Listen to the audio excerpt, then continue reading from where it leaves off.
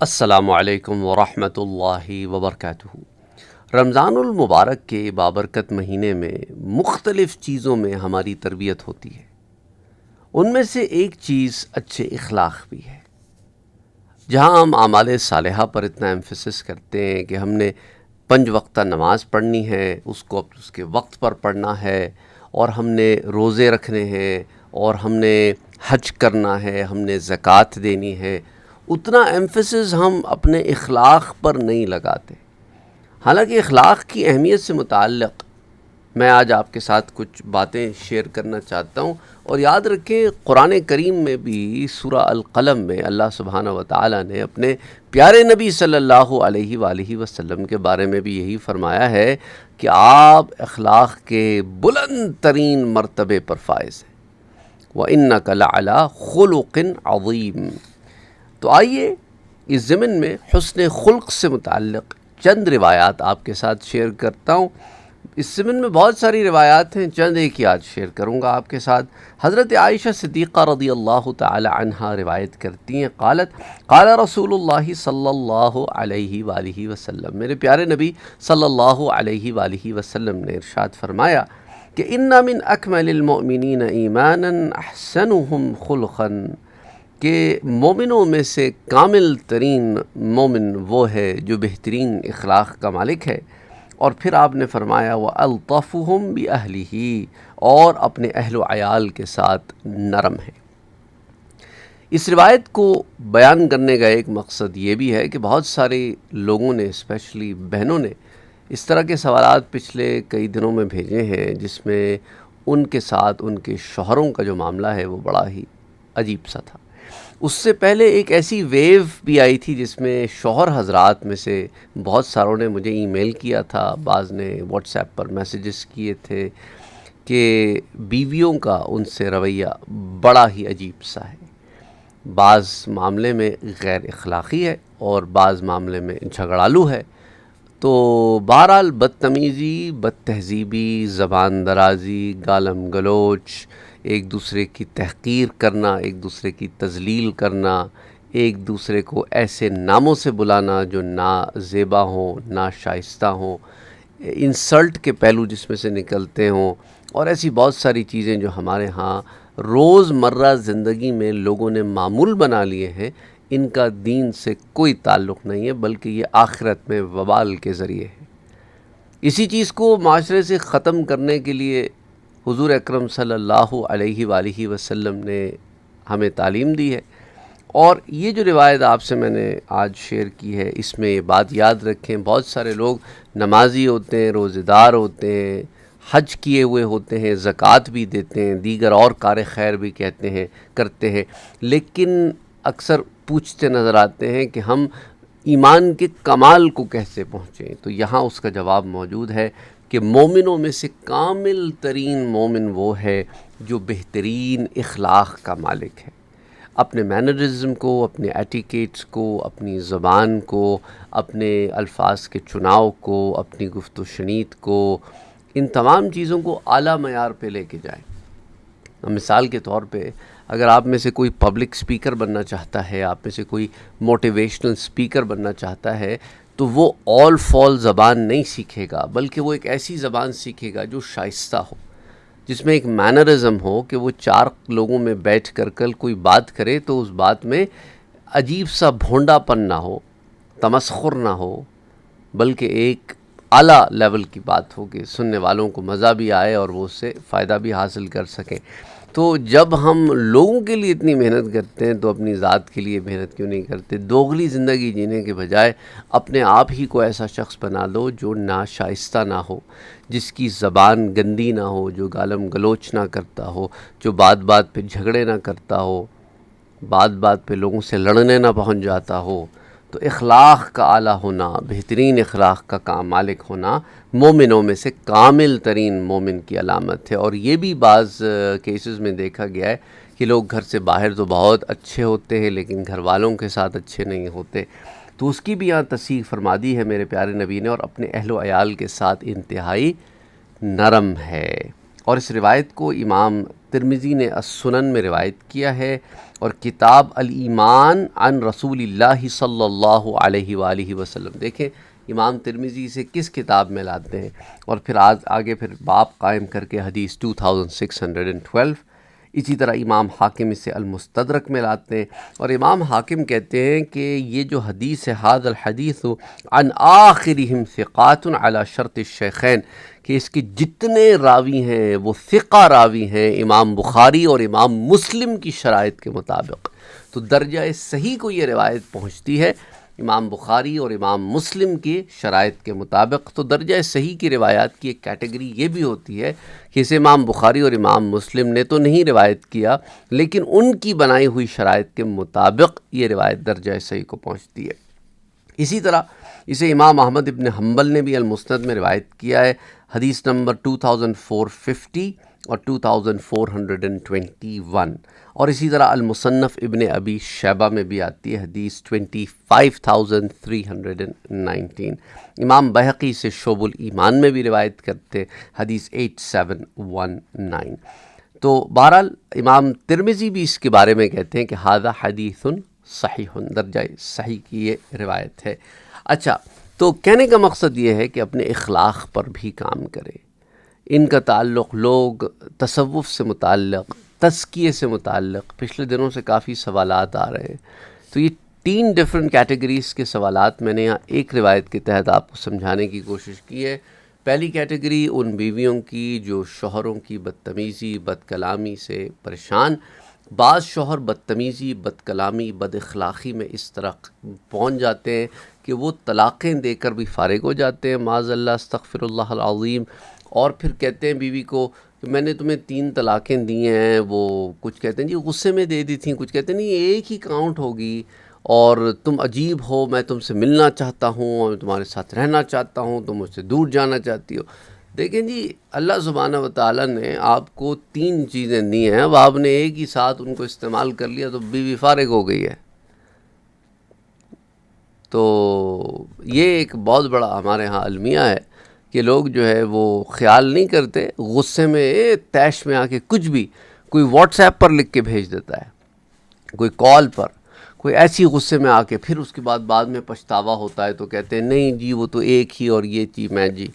Any way, کہنے کا مقصد یہ ہے کہ یہاں پر ایک کیٹیگری ان کی ہے، اور ایک بچی بیچاری، اس کا ایک میسج آیا، کہنے لگی کہ میں فلاں ملک میں تھی اور میرے ساتھ ایسے ایسے ہوا کہ انہوں نے ایک ساتھ 3 دے کے فارغ کر دیا، اور اس کے بعد کہتے ہیں نہیں جی وہ ایک ہی ہوئی ہے۔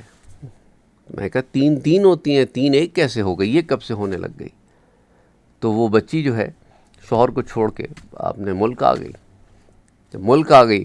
تو اب گھر والے اور دوسرے رشتہ دار تانے دیں کہ یہ تو نے اچھا دین سیکھا ہے کہ شوہر بلا رہا ہے تو جاتی نہیں ہے، اسے ملامت کر رہے ہیں، بجائے اس کے کہ اس بندے کو ملامت کریں کہ بدبخت انسان، کہ تو نے کیا کیا ہے، وہ بچی کی تو نے زندگی کے ساتھ ایسے کیوں کھلواڑ کیا ہے،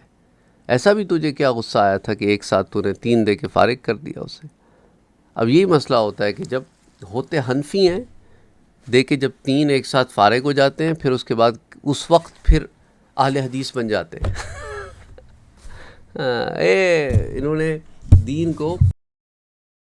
کھلواڑ بنا کے رکھا ہے۔ اللہ محفوظ رکھے، اللہ محفوظ رکھے۔ اب وہ بچی بڑی ثابت قدم ہے، اس نے مجھے میسج کیا، میں نے اس کو ابھی جواب دینے کا مجھے موقع نہیں ملا، لیکن میں نے کہا اس ویڈیو کی توسط سے اس سے بات کر لیتا ہوں، آج کل سوالات بہت زیادہ ہیں، ٹائم کم ہے، تو بعض سوالات کو میں ایسی یہاں جوابات دے دیتا ہوں۔ اور تو بہرحال کہنے کا مقصد یہ ہے کہ it's so sad, so unfortunate, اور وہ بچی جو ہے اس کے اندر دین کی اتنی فہم تھی کہ اس نے اپنے شوہر سے کہا نہیں 3 ہوتی ہیں، 3 ایک نہیں ہوتا، اور اللہ سبحانہ وتعالیٰ اس بچی کو اگر سن رہی ہے تو اور صبر دے،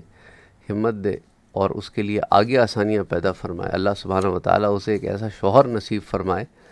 جو اس کی قدر کرتا ہو اور دین کو صحیح معنی میں سمجھتا ہو۔ اسی طرح حضرت ابو ہریرہ رضی اللہ تعالیٰ عنہ روایت کرتے ہیں کہ قال رسول اللہ صلی اللہ علیہ وسلم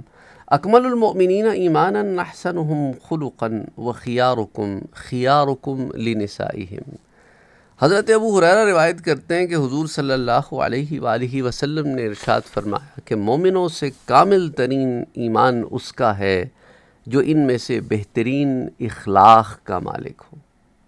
اب آپ دیکھ رہے ہیں، اگر آپ ایمان کو بہترین لیول پر لے کر جانا چاہتے ہیں تو کیا کریں؟ آپ اپنے اخلاق کو اچھا کریں۔ تو پہلی کیٹیگرائزیشن میں نے آپ کو بتائی ان مردوں کی، دوسری کیٹیگرائزیشن خواتین کی جو زبانوں کو لگام نہیں دیتی، آپ بدتمیزیاں بد تہذیبیاں کرتی ہیں اپنے شوہروں کے ساتھ بھی اور اپنے رشتہ داروں کے ساتھ بھی، سسرالیوں کے ساتھ بھی، محلے واداروں کے ساتھ بھی، بعض مرد بھی بعض عورتیں بھی، دونوں اس کیٹیگری میں آ جاتی ہیں۔ اللہ محفوظ رکھے۔ اور پھر نتیجتاً آگے اولاد بھی ایسی ہی زبان اختیار کرتی ہے، کیونکہ ماں باپ کو ایسی زبان اختیار کیے ہوئے دیکھا ہوتا ہے۔ اور پھر فرمایا میرے پیارے نبی نے، اور تم میں سے بہترین لوگ وہ ہیں، یہ سنیں مرد حضرات خاص طور پر، اور تم میں سے بہترین لوگ وہ ہیں جو اپنی بیویوں کے ساتھ حسن سلوک کرنے والے ہیں۔ تو اب آپ اندازہ کریں، بیویوں کے ساتھ بدسلوکی کر کے حضور صلی اللہ علیہ وآلہ وسلم کی بتائی ہوئی کیٹیگرائزیشن کے مطابق آپ بہترین لوگوں میں نہیں ہیں۔ آپ نمازیں پڑھتے ہوں، روزے رکھتے ہوں، زکوٰۃ دیتے ہوں، حج کرتے ہوں، محلے داروں کے ساتھ اچھے ہوں، دوستوں کے ساتھ یار ہوں، پر بیوی کے ساتھ بدسلوکی کرتے ہوں تو آپ بہترین لوگوں میں نہیں ہیں۔ کیونکہ بہت سارے لوگ نے سلوک کے بارے میں پوچھا، تزکیۃ النفس کے بارے میں پوچھا۔ یاد رکھو، تصوف نام ہی اچھے اخلاق کا ہے۔ بدتمیز، بد تہذیب، بد اخلاق آدمی اگر خود کو صوفی کہے تو جھوٹ بول رہا ہے۔ ابھی وہ تصوف کی کسی سیڑھی پر ہوگا، لیکن ابھی اس قابل نہیں کہ اس سے علم لیا جائے، کیونکہ صوفی تصوف میں سب سے پہلے پڑھایا ہی اخلاق جاتا ہے، بدخلقی کو نکالا جاتا ہے، رذائل کو اندر سے نکالا جاتا ہے۔ یہ سب تزکیۃ النفس میں داخل ہیں۔ تزکیۃ النفس صرف یہ نہیں ہے کہ لڑکیوں کی طرف نہیں دیکھنا، بد نظریاں نہیں کرنا، صرف یہ نہیں ہے، بہت ساری چیزیں جو اخلاق میں داخل ہیں، اچھی بیہیویئر میں داخل ہیں، وہ سب تصوف میں آٹومیٹکلی داخل ہیں۔ تو تصوف نام ہی تزکیۃ النفس کا ہے، اور تزکیۃ النفس میں یہ شے داخل ہے کہ نفس کو سدھارا جائے، ایک اچھا انسان بنایا جائے۔ تو نفس کو مطمئنہ، راضیہ، مردیہ سے کاملہ بننے کا جو سفر ہے وہ آسان سفر نہیں ہے۔ بڑے موذی کو مارا، نفس امارہ کو کر مارا۔ تو یہ جو روایت میں نے آپ سے ذکر کی حضرت ابو ہریرہ والی، اسے امام ترمذی نے روایت کیا ہے۔ اس کو کتاب الرضاع عن رسول اللہ صلی اللہ علیہ وآلہ وسلم میں حدیث نمبر 1162، امام ابن حبان نے اسے صحیح میں روایت کیا ہے، حدیث 479، امام حاکم نے اسے المستدرک میں روایت کیا ہے، حدیث نمبر 2، اور امام حاکم کہتے ہیں کہ ھذا حدیث صحیح، یہ درجہ صحیح پر روایت ہے۔ اچھا، اس کے علاوہ جو ہے امام ترمذی بھی یہ کہتے ہیں کہ ھذا حدیث حسن صحیح، اور اسے پھر امام دارمی نے سنن میں روایت کیا ہے۔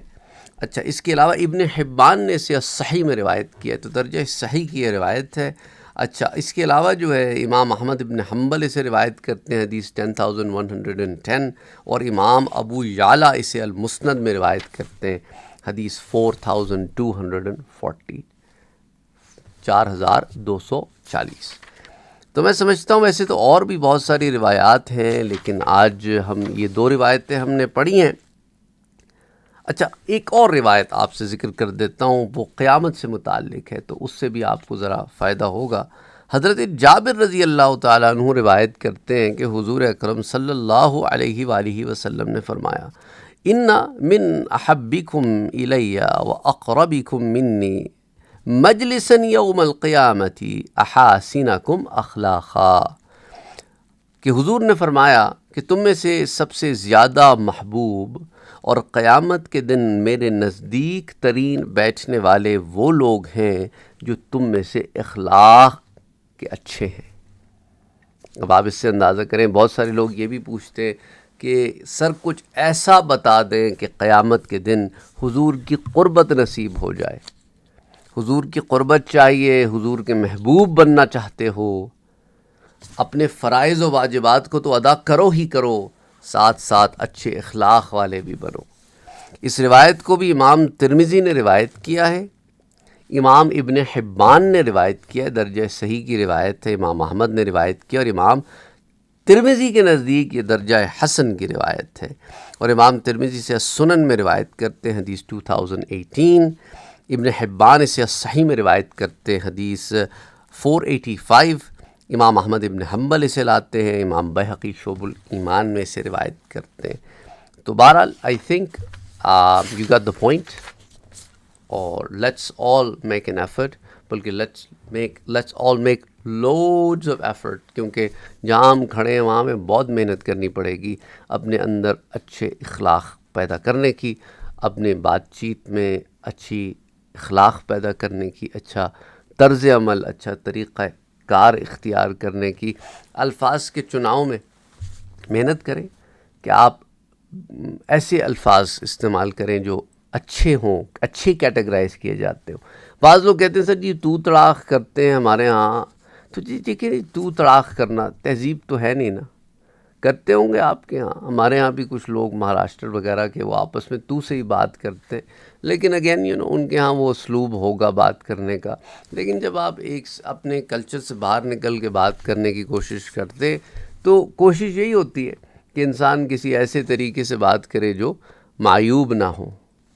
کسی کو رسپیکٹ دیں، یہ رسپیکٹیو آف دا ایج، تو وہ آپ کو رسپیکٹ دے گا، اور اگر وہ بدتمیزی کرتا ہے تو خود بھگتے گا۔ آپ اپنا ورقہ تو صاف رکھیں۔ السلام علیکم ورحمۃ اللہ وبرکاتہ۔